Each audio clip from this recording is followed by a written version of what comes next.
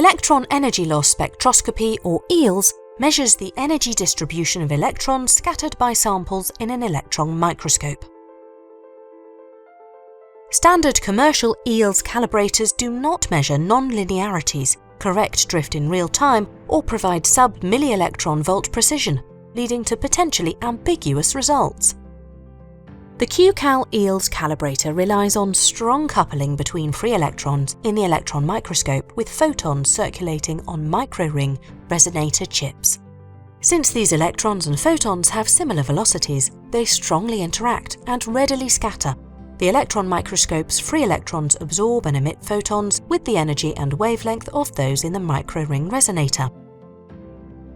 This provides precisely spaced sidebands in the EELS spectra that provide unprecedented milli-electron volts level calibration. QCAL delivers real-time correction of spectrometer nonlinearities and energy drift and outperforms conventional calibration methods by orders of magnitude.